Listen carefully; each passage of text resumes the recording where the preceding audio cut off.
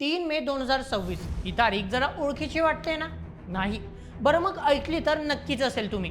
कारण ह्याच दिवशी झाला शिक्षण क्षेत्रातला एक सर्वात मोठा महाघोटाळा. हो, अगदी बरोबर ऐकलं, महाघोटाळा. आणि हा महाघोटाळा म्हणजे नीट 2026 परीक्षेचं अत्यंत धक्कादायक असं पेपर फुटी प्रकरण. भारतातल्या लाखो तरुणांचं आणि त्यांच्या पालकांचं एकच स्वप्न असतं, आपल्या मुलानं किंवा मुलीनं पांढरा कोट घालून गळ्यात स्टेटोस्कोप टाकून डॉक्टर व्हावं. यासाठी मुलं अहोरात्र एक करतात, रक्ताचं पाणी करतात आणि 2-2 वर्ष स्वतःला एका खोलीत कोंडून घेतात. परंतु विचार करा, ज्या परीक्षेसाठी लाखो मुलं प्रामाणिकपणे अभ्यास करत आहेत, त्या परीक्षेचा मूळ पेपर थेट 10 दिवस आधीच बाजारात विकला गेला असेल तर? या प्रकरणाचा तपास सुरू झाला आणि पांडुरंगाच्या नावाचा अडोसा घेणारा एक भोंदू शिक्षक आणि कोट्यावधी रुपयांची उलाढाल करणारी एक गँग थेट सीबीआयच्या जाळ्यात अडकली. या माफियांनी केवळ पेपर्स फोडला नाही, तर प्रामाणिक विद्यार्थ्यांच्या विश्वासाचा खून केलाय. या लातूरच्या शिक्षण माफियांचं संपूर्ण जाळं, त्यांचं काश्मीरपासून बिहारपर्यंत पसरलेलं नेटवर्क, शिवराज मोठेगावकर आणि PV कुलकर्णी नेमके कोण आहेत आणि या घोटाळ्याचा मास्टरमाइंड नेमका कोण आहे, याची संपूर्ण इनसाइड स्टोरी आहे. चल मग सुरुवात करूया आजच्या या व्हिडिओला. या संपूर्ण प्रकरणाचा धागा जोडला जातो 23 एप्रिल या तारखेशी. मुख्य नीट परीक्षा होण्याच्या तब्बल 10 दिवस आधीच या काळा बाजाराची संपूर्ण प्लॅनिंग झाली होती. जेव्हा देशातील लाखो विद्यार्थी परीक्षेच्या टेन्शनमध्ये शेवटची उजळणी करत होते, तेव्हा लातूरच्या एका आलिशान बंद खोलीमध्ये देशाच्या भवितव्याचा लिलाव सुरू होता. देशातील अत्यंत गोपनीय मानली जाणारी नीट परीक्षेची मूळ प्रश्नपत्रिका आणि तिची उत्तरपत्रिका एका मोबाईलमध्ये डिजिटल स्वरूपात फिरत होती. सुरुवातीला या सर्व गोष्टी अफवा वाटत होत्या. परीक्षा झाली, निकाल आले आणि अचानक काही केंद्रांवर अवास्तव गुण मिळालेले विद्यार्थी समोर आले. संशयाची सुई फिरली आणि केंद्रीय अन्वेषण विभाग म्हणजेच सीबीआयने या प्रकरणाचा ताबा घेतला. सीबीआयने जेव्हा लातूरमध्ये एका विशिष्ट तळावर आणि संशयितांच्या घरावर छापा टाकला, तेव्हा तपास अधिकाऱ्यांचेही डोळे चक्रावले. एका नामांकित खाजगी क्लासेस चालवणाऱ्याच्या मोबाईलची तपासणी केली असता त्यात नीट परीक्षेची हुबेहूब मूळ प्रश्नपत्रिका डिजिटल फॉर्मॅटमध्ये सापडली. आणि सर्वात धक्कादायक बाब म्हणजे हा पेपर त्याच्याकडे 23 एप्रिललाच आला होता. येथूनच उघडी पडली बोगस डॉक्टर बनण्याची एक भयंकर फॅक्टरी. आता जाणून घेऊया की ज्याच्या मोबाईलमध्ये हा पेपर सापडला तो शिवराज मोठेगावकर नेमका आहे तरी कोण. शिवराज मोठेगावकर हा लातूर आणि मराठवाडा परिसरात कोचिंग क्लासेसच्या क्षेत्रातील एक अत्यंत प्रभावशाली आणि मोठं नाव मानलं जायचं. लातूरमध्ये मोठेगावकर सर या नावाने तो स्वतःचे मोठे खाजगी कोचिंग क्लासेस चालवायचा. आश्चर्याची गोष्ट म्हणजे त्याच्या या खाजगी क्लासेसची वार्षिक उलाढाल तब्बल 100 कोटींच्या घरात आहे. लातूर पॅटर्नच्या नावाचा आणि वलियाचा वापर करून त्यांनी आपले हे अवाढव्य आर्थिक साम्राज्य उभे केले होते. परंतु मोठेगावकर हा फक्त एक शिक्षक नव्हता, त्याने स्वतःभोवती एक प्रचंड मोठं दैवी वलय निर्माण केलं होतं. तो विद्यार्थ्यांसमोर आणि पालकांसमोर स्वतःला एक गुरु किंवा चमत्कारी महात्मा म्हणून सादर करायचा. तो सर्रास असा दावा करायचा की त्याच्यावर पंढरपूरच्या विठ्ठलाचा म्हणजेच पांडुरंगांचा थेट आशीर्वाद आहे आणि त्याला स्वप्नात थेट परीक्षेचे प्रश्न दिसतात. तो मुलांना सांगायचा की मी देणारा गेस पेपर कधी चुकत नाही. संतापजनक बाब बघा, परीक्षेच्या दिवशी त्याने एक व्हिडिओ शूट करून सोशल मीडियावर टाकला आणि आव आणला की बघा, मी जो गेस पेपर दिला होता तोच पेपरमध्ये तंतोतंत आला. पालकांना वाटायचं हा खरोखरच कोणी पोहोचलेला माणूस आहे. परंतु सीबीआयने जेव्हा त्याचा बुरखा फाडला तेव्हा समजलं की हा कुठला दैवी चमत्कार नव्हता, तर तो मुख्य परीक्षेच्या 10 दिवस आधी मिळालेला मूळ प्रश्नपत्रिकेचा आणि कोट्यावधी रुपयांची उलाढाल असणाऱ्या काळ्या बाजाराचा खेळ होता.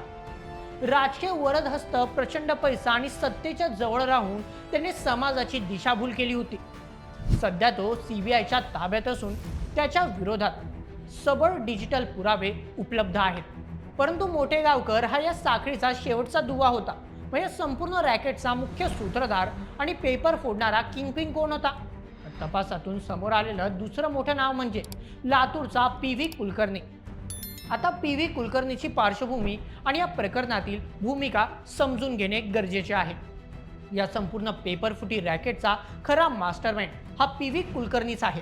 कुलकर्णीवर परीक्षा यंत्रणेशी संबंधित किंवा पेपर सेटिंगच्या प्रक्रियेशी संबंधित अत्यंत महत्त्वाची, संवेदनशील आणि गोपनीय जबाबदारी सोपवण्यात आली होती. ज्या शैक्षणिक व्यवस्थेने त्याच्यावर विश्वास ठेवला, त्याच विश्वासाचा घात कुलकर्णीने केला होता. अत्यंत जबाबदार पदावर असतानाही केवळ काही लाख आणि कोट्यावधी रुपयांची उलाढाल करण्यासाठी आणि अवास्तव हवासापोटी त्याने मुख्य परीक्षेआधीच पेपर लीक केला, म्हणजेच पेपर फोडला. PV कुलकर्णीने पेपर फोडल्यानंतर त्याचा पहिला आणि सर्वात मोठा मुख्य गिराईक बनला शिवराज मोठेगावकर. मोठेगावकरने कुलकर्णीकडून हे फुटलेले पेपर आणि उत्तरपत्रिका कोट्यावधी रुपये देऊन बेकायदेशीरपणे विकत घेतल्या. त्यानंतर मोठेगावकरने आपल्या क्लासेसमध्ये अशा निवडक आणि श्रीमंत विद्यार्थ्यांची यादी तयार केली, ज्यांचे पालक या पेपरसाठी 5 ते 10 लाख रुपये मोजायला तयार होते. हा खऱ्या अर्थाने ज्ञानाचा बाजार होता, जिथे PV कुलकर्णीने पेपर फोडला आणि शिवराज मोठेगावकरने तो क्लासेसच्या बाजारात विकून गुणवत्तेचा लिलाव केला. ज्या लातूर पॅटर्नने महाराष्ट्राला आणि देशाला गुणवत्तेची एक नवी ओळख दिली, ज्या पॅटर्नने गरीबातल्या गरीब आणि शेतकऱ्याच्या पोराला प्रामाणिक कष्टाच्या जोरावर डॉक्टर, इंजिनियर बनवलं, त्या पवित्र लातूर पॅटर्नच्या नावाचा या दलालांनी स्वतःच्या फायद्यासाठी गैरवापर केला. शिक्षण तज्ज्ञांच्या मते या माफियांचा खऱ्या लातूर पॅटर्नच्या परंपरेशी कवडीचाही संबंध नाही. हे केवळ शिक्षण क्षेत्राला लागलेले बाणगुळ आहेत. आज देशात खासगी कोचिंग क्लासेसचे अर्थकारण किती भयानक झाले आहे याचे गणित शिक्षण तज्ज्ञ मांडतात. भारतातील खासगी कोचिंग क्लासेसचे एकूण बजेट तब्बल 58,000 कोटी रुपये आहे.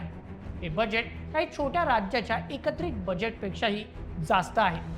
त्या क्लासेसमध्ये आता निकालासाठी गळे कापूस स्पर्धा लागली आहे. जेवढा मोठा निकाल तेवढे जास्त विद्यार्थी, तेवढी जास्त फी आणि तेवढीच मोठी उलाढाल. या चक्रातूनच विद्यार्थ्याला केवळ एक प्रोडक्ट मानलं जातं आणि क्लासेसचे रूपांतर पैशाच्या फॅक्टरीमध्ये होतं. आणि दुर्दैवाने काही पालकही आपल्या मुलाला कोणत्याही मार्गाने डॉक्टर बनवण्यासाठी 5 ते 10 लाख रुपये दलालांच्या घशात घालून या भ्रष्ट व्यवस्थेचे भागीदार बनत आहेत. CBIच्या तपासात आणखी एक मोठी गोष्ट समोर आली आहे, ती म्हणजे हे रॅकेट फक्त लातूर किंवा महाराष्ट्रापुरते मर्यादित नाही.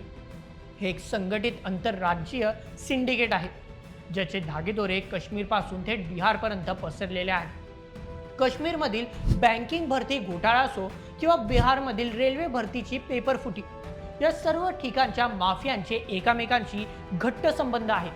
हे गुन्हेगार इतके निर्डावलेले आहेत की त्यांनी तपास यंत्रणांना आवाहन दिलं होतं की आम्ही जेलमध्ये गेलो तरी आमचं नेटवर्क बाहेर पेपर फोडतच राहील.